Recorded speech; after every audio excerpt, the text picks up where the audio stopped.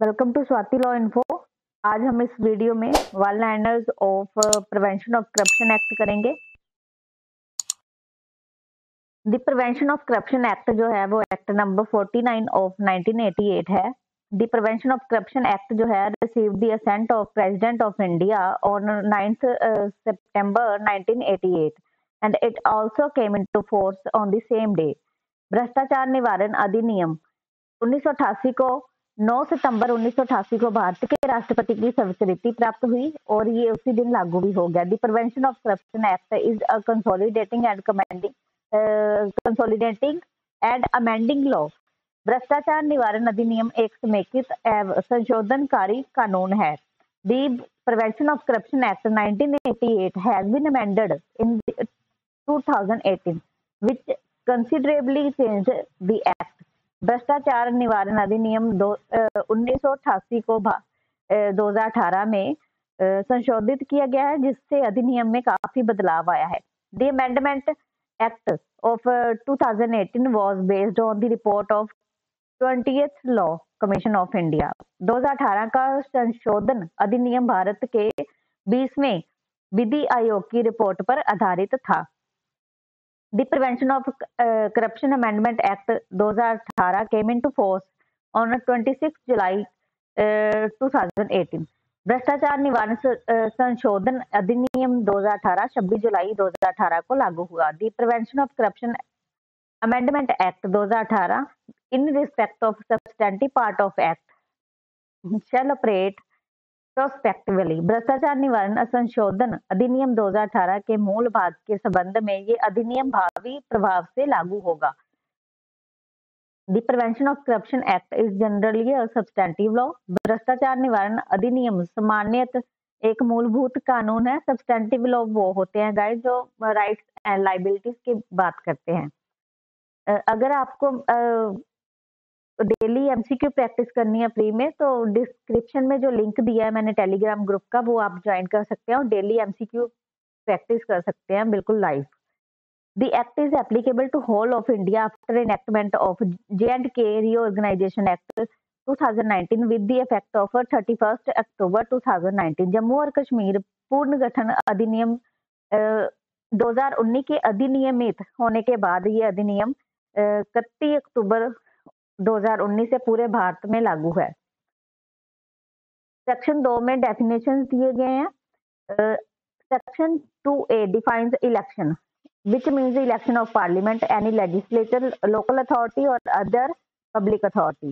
धारा 2A में चुनाव को परिभाषित किया गया है, जिसका अर्थ है संसद, किसी विधानमंडल, स्थानीय प्राधिकरण या अन्य सार्वजनिक प्राधिकरण का चुनाव। Section 2C defines the term public servant.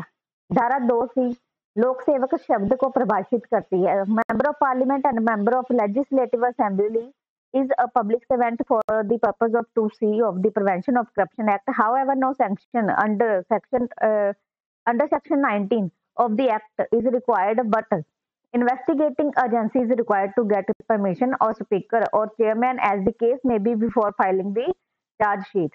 भ्रष्टाचार निवारण अधिनियम की धारा 2C के तहत संसद सदस्य और विधानसभा सदस्य लोक सेवक है। हालांकि अधिनियम की धारा 19 के तहत किसी मंजूरी की आवश्यकता नहीं है, लेकिन जांच एजेंसी को आरोप पत्र दाखिल करने से पहले स्पीकर या चेयरमैन से अनुमति लेनी होगी। Leader of opposition is not public servant as the office of leader of opposition is not public office. विपक्ष का नेता लोक सेवक नहीं है, क्योंकि विपक्ष के नेता का पद जो है सार्वजनिक पद नहीं है। The trustee of deemed university are public servant for the purpose of prevention of corruption act। भ्रष्टाचार निवारण अधिनियम के तहत डीम्ड विश्वविद्यालय के ट्रस्टी लोक सेवक हैं। जजेस और constitutional courts are public servant for the purpose of section 2C of the prevention of corruption act. भ्रष्टाचार निवारण अधिनियम की धारा 2C के तहत संवैधानिक न्यायालयों के न्यायाधीश लोक सेवक हैं। A sarpanch of gram panchayat is also public servant under section 2C of Prevention of Corruption Act। भ्रष्टाचार निवारण अधिनियम की धारा 2C के तहत ग्राम पंचायत का सरपंच भी लोक सेवक है।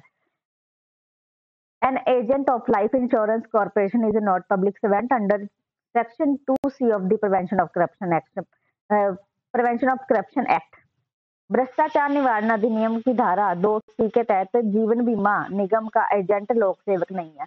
The employees of nationalised bank और public servant within the meaning of section 2C of the prevention of corruption act. भ्रष्टाचार निवारण की धारा 2C के तहत राष्ट्रीयकृत बैंक के कर्मचारी या लोक सेवक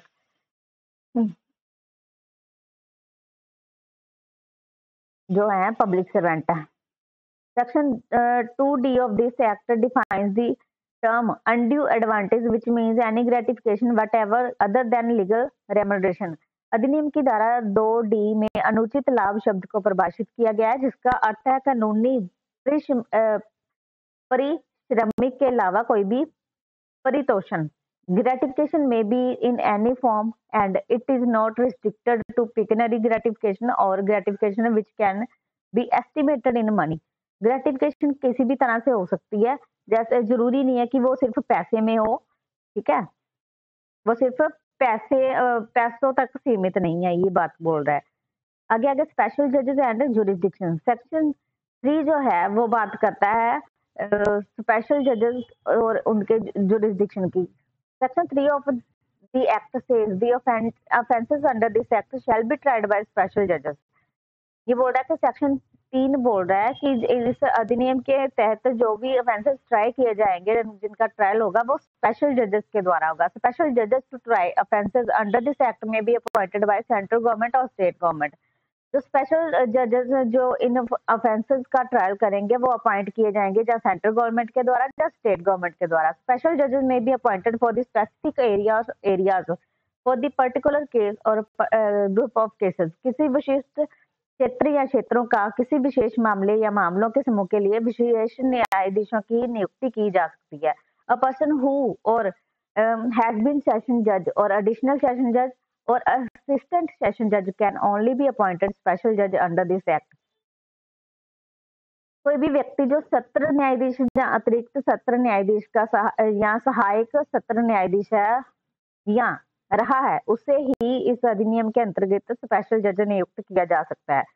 section 4 of this act talks about cases tribal by special जजेस। अधिनियम की धारा 4 में विशेष न्यायाधीशों द्वारा सुनवाई योग्य मामलों के बारे में बताया गया है। Section 4 of this act confers exclusive jurisdiction on the special जजेस to try offences specified in the section 3 of this act. अधिनियम की धारा 4 विशेष न्यायाधीशों को अधिनियम की धारा 3 में निर्दिष्ट अपराधों की सुनवाई करने का विशेष अधिकार प्रदान करती है। स्पेशल जज can try any offences specified in the section 3 of this act or any other offense under any other law committed in the same transaction। विशेष न्यायाधीश अधिनियम की धारा 3 में निर्दिष्ट किसी भी अपराध या उसी से लेन देन किए गए किसी अन्य कानून के तहत किसी अन्य अपराध की सुनवाई कर सकते हैं। The trial under this act shall be speedy trial in nature and the court shall try to conclude the trial within the period of 2 years। ये पीरियड बहुत इंपॉर्टेंट है, with in the period of 2 years। इस अधिनियम के अंतर्गत सुनवाई शीघ्र सुनवाई प्रकृति की होगी और न्यायालय 2 वर्ष की अवधि के भीतर सुनवाई प्राप्त करने का प्रयास करेगी। The period of 2 years may be extended by the court by recording reason in writing for extending such period not exceeding 6 months at a time। ये जो 2 साल का पीरियड है इसको एक्सटेंड करने का कोर्ट जो है रीजन रिकॉर्ड करेगी और एक बार में 6 महीने से ज्यादा एक्सटेंड नहीं होगा, ठीक है। न्यायालय द्वारा लिखित में कारण दर्ज 2 वर्ष की अवधि बढ़ाई जा सकती है और एक बार में 6 महीने से अधिक नहीं होगा। The extension of time of trial by recording of the reason shall not exceed 4 years in aggregate। मतलब जो भी हम बार बार ये जो एक्सटेंड कर रहे हैं पीरियड वो टोटल 4 वर्ष से अधिक नहीं होना चाहिए। Section 5 of this act says special जज में take direct cognizance of offences committed under the act even without the accused being committed to him for trial। अधिनियम की धारा 5 में कहा गया कि एक विशेष न्यायाधीश इस अधिनियम के तहत किए गए अपराधों का प्रत्यक्ष संज्ञान ले सकता है भले ही अभियुक्त को उसके पास मुकदमे के लिए भेजा ना गया हो। Section 5, Section 5 empowers a special judge to exercise all the powers of a magistrate court for the purpose of conducting preliminary inquiry or giving direction for the registration of FIR under Section 156 Clause 3 of CRPC and 175 Clause 3 under BNSS। धारा 5 एक विशेष न्यायाधीश को CRPC की धारा 156(3) और 175(3) BNSS के तहत प्रारंभिक जांच करने और FIR दर्ज करने के लिए निर्देश के उद्देश्य से मैजिस्ट्रेट अदालत का सभी शक्तियों का प्रयोग करने का अधिकार देती है। द स्पेशल जज is also conferred with the power to grant a pardon under this act on the same condition specified under the CRPC and BNSS। विशेष न्यायाधीश को इस अधिनियम के तहत CRPC एवं BNSS के तहत निर्देशित शर्तों पर क्षमा प्रदान करने की शक्ति भी प्रदान की गई है। Section 6 of this act empowers a special judge to conduct a summary trial of the offences। अधिनियम की धारा 6 विशेष न्यायाधीश को अपराधों का संक्षिप्त परीक्षण करने का अधिकार देती है। गाइस, हम ये सिर्फ इम्पोर्टेंट पॉइंटर्स कर रहे हैं प्रिवेंशन ऑफ करप्शन एक्ट के। हम बेयर एक्ट भी बिल्कुल सेक्शन वाइज करेंगे, 1 बाय 1 हम वो भी कंप्लीट करेंगे। ये सिर्फ वन लाइनर्स है ताकि हमें एक बेसिक अंडरस्टैंडिंग हो सके और हम इम्पोर्टेंट पॉइंट्स कर रहे हैं, ठीक है। When the offences has been committed under section 12A clause 1 and 12(2) clause A of Essential Commodity Act 1955, जब अपराध आवश्यक वस्तु अधिनियम 1955 की धारा 12A क्लोज 1 और 12 क्लोज 2A के अंतर्गत किया गया है। इन a summary trial under the section, special judge can pass a sentence of imprisonment for a term not exceeding 1 year। इस धारा के अंतर्गत संक्षिप्त सुनवाई में विशेष न्यायाधीश अधिकतम 1 वर्ष की अवधि के कारावास की सजा सुना सकता है। D There shall be no right of appeal when imprisonment of not exceeding 1 month is passed in a case tried summarily under this act। इस अधिनियम के अधीन संक्षिप्त रूप से विचारित मामले में जब 1 महीने से अधिक का कारावास पारित किया गया हो तो अपील का कोई भी अधिकार नहीं होगा। Section 7 deal with the offence by public servant who obtain or accept an undue advantage or undue advantage as a reward for performing public duty improperly or dishonestly। धारा 7 किसी लोक सेवक द्वारा अनुचित या बेईमानी से लोक कर्तव्य निभाने के बदले अनुचित लाभ या इनाम के रूप में अनुचित लाभ प्राप्त करने या स्वीकार करने के अपराध से संबंधित है। Section 7 also covers an attempt for obtaining or accepting an undue advantage or undue advantage as a reward for performing a public duty improperly or dishonestly। ये शायद 2 बार हो गया है। Section 7 is also includes any act of inducing of another public servant by a public servant for performing a public duty improperly or dishonestly। 2 बार नहीं 3 बार हो गया। नहीं, अच्छा, फर्क है भाई, तीनों में फर्क है, ठीक है। इसमें हो रहा है कि अगर ऑब्टेन पब्लिक सर्वेंट जो है वो ऑब्टेन कर रहा है या एक्सेप्ट कर रहा है अनड्यू एडवांटेज इम्प्रॉपरली वे से तो वो भी लाइबल होगा, ठीक है। अगर अटेम्प्ट कर रहा है, ठीक है, ओनली अटेम्प्ट है तो भी वो मतलब लाइबल होगा। और अगर इंड्यूस कर रहा है किसी और पब्लिक सर्वेंट को ये करने के लिए तो वो भी लाइबल होगा, ठीक है। Offence committed under Section 7 of this Act shall be punishable not less than 3 years and it may be extended 7 years and also fine। अधिनियम की धारा 7 के अंतर्गत किए गए अपराध के लिए न्यूनतम 3 वर्ष की सजा होगी तथा इसे 7 वर्ष तक बढ़ाया जा सकता है तथा जुर्माना भी लगाया जा सकता है। पब्लिक सर्वेंट में obtain or attempt to obtain under undue advantage or reward for any other person also। लोक सेवक किसी अन्य व्यक्ति के लिए अनुचित लाभ या पुरस्कार प्राप्त कर सकता है या प्राप्त करने का प्रयास कर सकता है। The undue advantage or reward may be obtained by public servant directly or through a third person। अनुचित लाभ या पुरस्कार लोक सेवक द्वारा सीधे या किसी तीसरे व्यक्ति के माध्यम से प्राप्त ये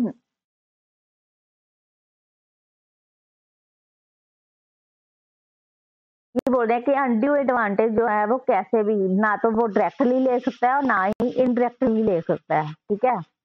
दोनों ही सूरतों में पनिश किया जाएगा। Section 7 punishes only to the public servant, लेकिन हाँ इसमें सेक्शन 7 जो है इसमें सिर्फ पब्लिक सर्वेंट को ही पनिशमेंट देने का प्रावधान है। To punish public servant under section 7, the obtaining or acceptance of undue advantage must be intentional in manner। हाँ, लेकिन ये जो undue advantage ले रहा है पब्लिक सर्वेंट के द्वारा जो लिया जा रहा है तो वो इंटेंशनली होना चाहिए, ठीक है। For the purpose of undue advantage illegal gratification is a question of law, और ये अनुचित लाभ के उद्देश्य से अवैध परितोषण कानून का एक प्रश्न है।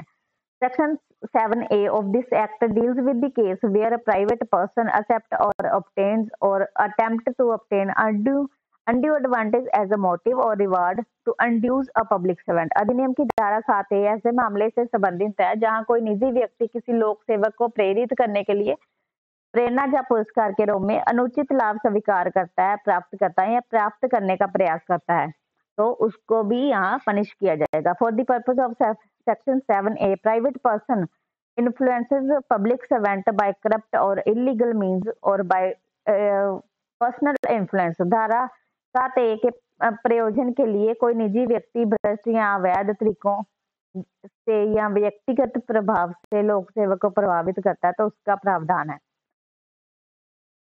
The Prevention of Corruption Act 1988, Section 8 deals with the case where a person gives or promises to give undue advantage to other person for inducing a public servant to perform a public duty improperly। भ्रष्टाचार निवारण अधिनियम 1988 की धारा 8 ऐसे मामले से संबंधित है जहां कोई व्यक्ति किसी लोक सेवक को अनुचित तरीके से लोक कर्तव्य निभाने के लिए प्रेरित करने के लिए या किसी अन्य व्यक्ति को अनुचित लाभ देता है या देने का वादा करता है, उसकी उसकी ही बात करता है। पनिशमेंट जो सेक्शन 7 में सेक्शन 8 में इसकी पनिशमेंट दी गई है जो कि 7 साल तक एक्सटेंड की जा सकती है और विद फाइन, और जहाँ फाइन और सजा दोनों हो सकते हैं। A person who has been compelled to give such undue advantage shall not be punished under section 8 of this act। किसी व्यक्ति को ऐसा अनुचित लाभ देने के लिए बाध्य किया गया हो तो इस अधिनियम की धारा 8 के अंतर्गत दंडित नहीं किया जाएगा।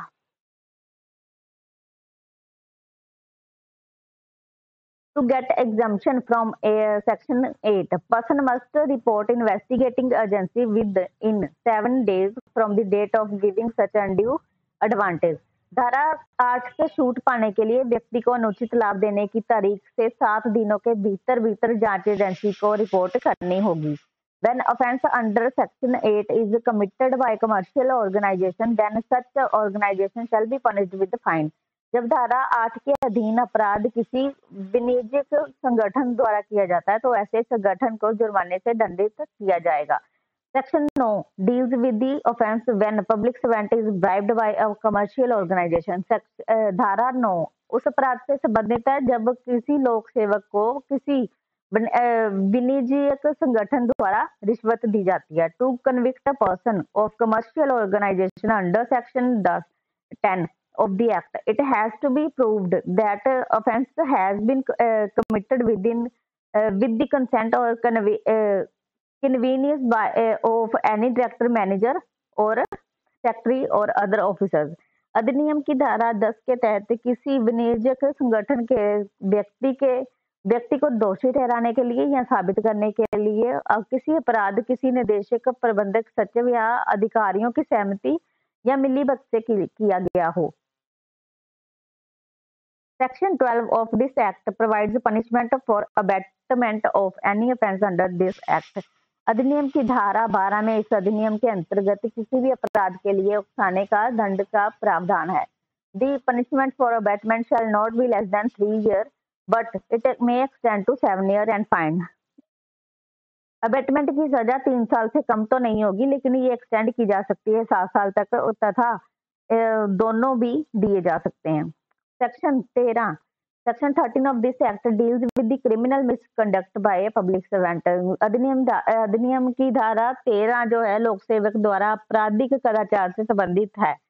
dishonest or fraudulent misappropriation or conversion by public servant of any property entrusted to him as public servant is a criminal misconduct by him। किसी लोक सेवक द्वारा लोक सेवक के रूप में सौंपी गई किसी संपत्ति या बेईमानी, धोखाधड़ी या से गबन रूपांतरण उसके द्वारा किया गया आपराधिक कदाचार है। Intentional enrichment of himself illegally by public servant during the period of his office is also criminal misconduct by him। अपने पद पर रहते हुए किसी लोक सेवक द्वारा जानबूझकर अवैध रूप से स्वयं को समृद्ध करना भी उसका आपराधिक कदाचार है। For the purpose of illegal enrichment pecuniary resources और property possessed by a public servant himself or by other person on his behalf for which he is unable to account satisfactorily shall be taken into consideration। अवैध संवर्धन के प्रयोग के लिए लोक सेवक द्वारा स्वयं अथवा उसकी ओर से किसी अन्य व्यक्ति के पास उपलब्ध धन संसाधन संपत्ति जिसका संतोषजनक हिसाब देने में असमर्थ है को ध्यान में रखा जाएगा। The punishment for criminal misconduct shall not be less than 4 years and it may extend to 10 years and fine। देखो क्रिमिनल मिसकंडक्ट की जो सजा है वो 4 साल से कम तो नहीं होगी, लेकिन इसको बढ़ा के वो 10 साल तक की जा सकती है और फाइन भी दिया जा सकता है और दोनों साथ भी दिए जा सकते हैं। Explanation 1 to section 13 provides reverse onus clause for accused. धारा 13 का स्पष्टीकरण एक जो है अभियुक्त के लिए रिवर्स ऑनर्स क्लॉज का क्लॉज प्रदान करती है और ये क्लॉज जो है रिबर्टेबल प्रेजम्पशन ऑफ लॉ माना जाएगा in the favour of prosecution and against the accused. ये अभियोजन पक्ष के पक्ष में और अभियुक्त के विरुद्ध विधि खंडनीय अवधारणा है। Under this section accused has to discharge his onus by preponderance of probability. इस धारा के अंतर्गत अभियुक्त को संभाव्यता की प्रबलता के आधार पर अपने दायित्व का निर्वहन करना होगा। Section 14 of this act provides the punishment for habitual offenders and says that a person already convicted under this act shall be punished with not less than 5 years, but it may extend to 10 years on subsequent conviction। अधिनियम की धारा 14 जो है वो आदतन अपराधी के लिए सजा का प्रावधान देती है और इसमें कहा गया है कि अधिनियम के तहत पहले से दोषी ठहराए गए व्यक्ति को कम से कम 5 साल की तो सजा होगी ही होगी, लेकिन अगली बार दोषी ठहराए जाने पर उसको 10 साल तक की सजा बढ़ाई जा सकती है और फाइन भी दिया जा सकता है, दोनों साथ में भी। Section 15 provides punishment for attempt of offence mentioned in section 13 clause 1 clause a of the act। धारा 15 अधिनियम की धारा 13 एक ए में उल्लिखित अपराध के लिए प्रयास के लिए दंड का प्रावधान करती है। द पनिशमेंट अंडर सेक्शन 15 में एक्सटेंड टू 2 to 5 years। धारा 15 के अंतर्गत सजा 2 से 5 वर्ष तक की हो सकती है। To decide the amount of fine to be imposed on the accused conviction, the value of amount property obtained by accused while committing offence under this act shall be taken into account। दोष सिद्धि पर अभियुक्त पर लगाए जाने वाले जुर्माने की राशि का निर्धारण करने के लिए इस अधिनियम के अंतर्गत अपराध करते समय अभियुक्त द्वारा अर्जित संपत्ति का मूल्य या राशि को ध्यान में रखा जाएगा। Section 17 says that in the case of Delhi Special Police Establishment Act, an inspector of police can investigate the offence committed under this act। धारा 17 में कहा गया है कि दिल्ली विशेष पुलिस प्रतिष्ठान के मामले में एक पुलिस निरीक्षण इस अधिनियम के तहत किए गए अपराध की जांच कर सकता है। In metropolitan areas of Bombay, Kolkata, Madras, Ahmedabad, Assistant Commissioner of Police can investigate the case under this act। Bombay, Calcutta, Madras, Ahmedabad जैसे महानगरीय क्षेत्रों में सहायक पुलिस आयुक्त इस अधिनियम के तहत मामले की जांच कर सकता है। In any other case and elsewhere, Deputy Superintendent of Police or Officer of equivalent rank can investigate the case under this act. किसी अन्य मामले में तथा अन्यत्र पुलिस उपाधीक्षक या उसके समक्ष रैंक का अधिकारी इस अधिनियम के तहत मामले की जांच कर सकता है। State government can authorize an officer of the rank of inspector of police to investigate the offense under this act। राज्य सरकार इस अधिनियम के तहत अपराध की जांच के लिए पुलिस निरीक्षण स्तर के अधिकारी को अधिकृत कर सकती है। Officer of inspector of police rank can be authorized by special और general order of the government. Police निरीक्षण स्तर के अधिकारी को सरकार के विशेष या सामान्य आदेश द्वारा अधिकृत किया जा सकता है। Offence mentioned in section 13 clause 1b shall not be investigated without order of superintendent of police. धारा 13(1) ख में वर्णित अपराध की जांच पुलिस अधीक्षक के आदेश के बिना नहीं की जाएगी।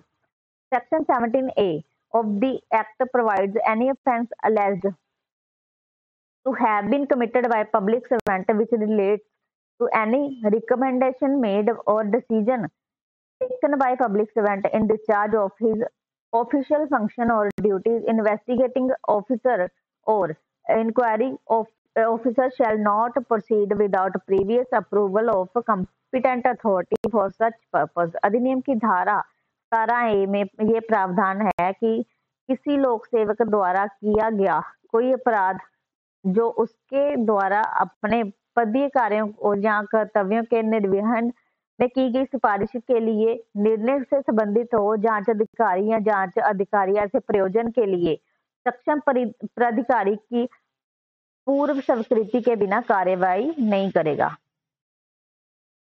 Such approval shall not be required for the person who has been caught red-handed accepting or attempting to accept the bribe। The approval for inquiry investigation shall be conveyed by such competent authority within the period of 3 months। रिश्वत लेते या लेने का प्रयास करते रंगे हाथ पकड़े गए व्यक्ति के लिए ऐसी स्वीकृति की आवश्यकता नहीं होगी। ऐसी जांच या अन्वेषण के लिए स्वीकृति ऐसे सक्षम प्राधिकारी द्वारा 3 महीने की अवधि के भीतर दी जाएगी। The period of such 3 months may be extended by further period of 1 month by recording the reason in writing by authority। ऐसे 3 माह की अवधि को प्राधिकारी द्वारा लिखित में कारण दर्ज करके 1 माह की अतिरिक्त अवधि के लिए बढ़ाया जा सकता है। Section 19 Inter alia states the cognizance of offence punishable under section 7, 11, 13 and 15 of this act shall not be taken by court unless sanction for prosecution of accused by concerned government or authority is given। धारा 19 में अन्य बातों के साथ साथ ये भी कहा गया है कि अधिनियम की धारा 7, 11, 13, 15 के अंतर्गत दंडनीय अपराधियों का संज्ञान न्यायालय द्वारा तब तक नहीं लिया जाएगा जब तक कि संबंधित सरकार और प्राधिकारी द्वारा अभियुक्त के खिलाफ अभियोजन की मंजूरी नहीं दी जाती। The authorities to give sanction for prosecution may be central government or state government as the case may be with which public servant was employed। अभियोजन की मंजूरी देने वाला प्राधिकारी केंद्रीय सरकार या राज्य सरकार हो सकती है, जैसा भी मामला हो जिसके अंतर्गत लोक सेवक कार्यरत था। In any other case, the authority which is competent to remove public servant for his office is also competent to give sanction for the prosecution। किसी भी अन्य मामले में जो प्राधिकारी लोक सेवक को उसके पद से हटाने के लिए सक्षम है वह अभियोजन की मंजूरी देने के लिए भी सक्षम है। The application for getting sanction for the prosecution shall only be made by investigating officer or other law enforcement authority competent to investigate the case।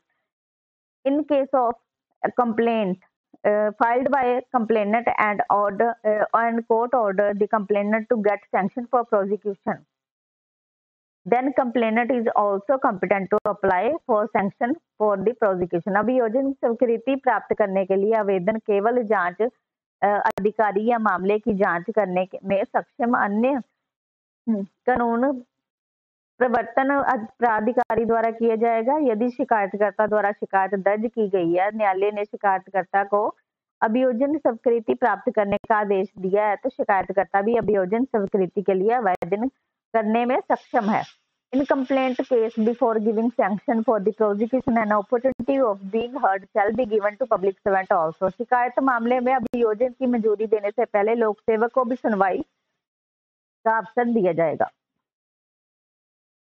The decision of giving prosecution sanction shall be conveyed within the 3 months from the date of receipt of request. अभियोजन स्वीकृति देने का निर्णय अनुरोध का प्राप्त होने की तिथि से 3 माह के भीतर सूचित किया जाएगा. The said 3 months period may be extended for 1 month further for the legal consultation with the recording the reason in writing by authority. उक्त 3 माह की अवधि को प्राधिकरण द्वारा लिखित में दर्ज करने के साथ कानूनी परामर्श के लिए 1 माह के लिए बढ़ाया जा सकता है. There is no specific form of sanction to be issued by competent authority.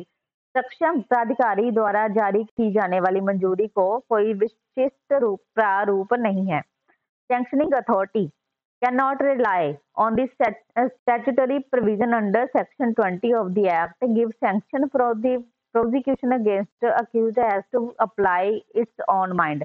अभियुक्त के विरुद्ध अभियोजन की मंजूरी देने के लिए मंजूरी देने वाला प्राधिकारी अधिनियम की धारा 20 के तहत वैधानिक प्रावधान पर निर्भर नहीं रह सकता. उसे अपने विवेक का प्रयोग करना होगा. The power of giving sanction for the prosecution under this act cannot be delegated and it has to be given by the authority itself. इस अधिनियम के तहत अभियोजन के लिए मंजूरी देने की शक्ति किसी को नहीं दी जा सकती. ये शक्ति प्राधिकारी को ही देनी होगी. Generally the order of sanction can not be reviewed by authority. मतलब आमतौर पे इसको रिव्यू नहीं कर सकती है.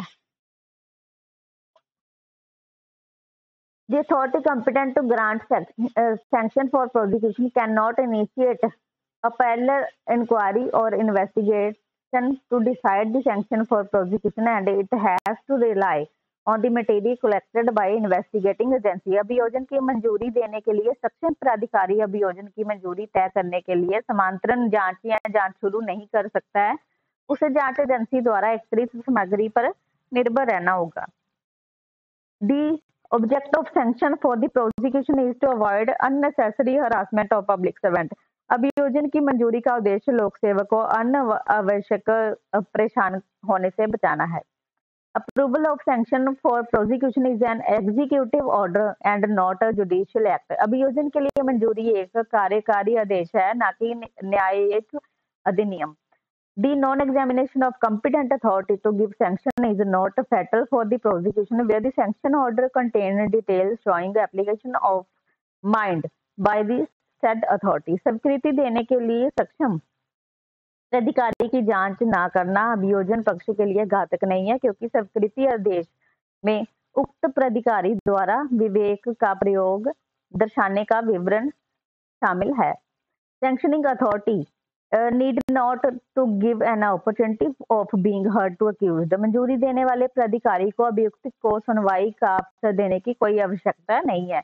The accused shall be discharged on not receiving sanction for prosecution.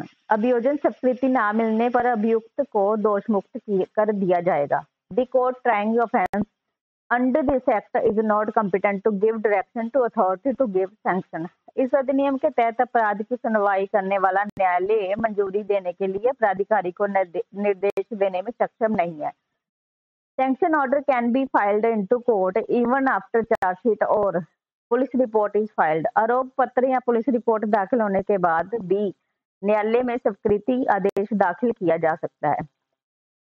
Any order of sentence shall not be reversed or altered by the court appeal or revision only on the ground of absence of error or omission or irregularity in sanction of prosecution unless the court consider that it has caused a failure of justice to accused. किसी भी सजा के आदेश को appeal पुनरीक्षण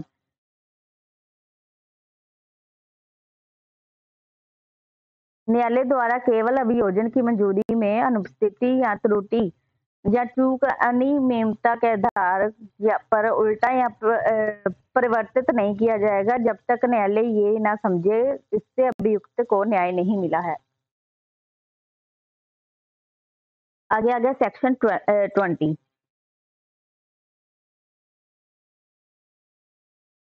Section 20 of this act creates a rebuttable presumption of law.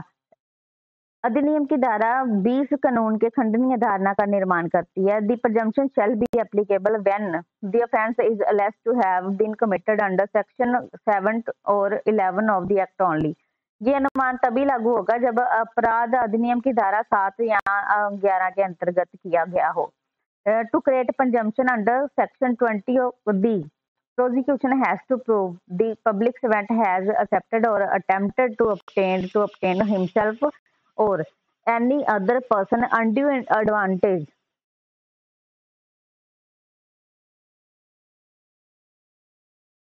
धारा 20 के अंतर्गत उपधारणा बनाने के लिए अभियोजन पक्ष को यह साबित करना होगा कि लोक सेवक ने समय के लिए ये किसी अन्य व्यक्ति के लिए कोई अनुचित लाभ स्वीकार किया है, प्राप्त किया है या प्राप्त करने का प्रयास किया है.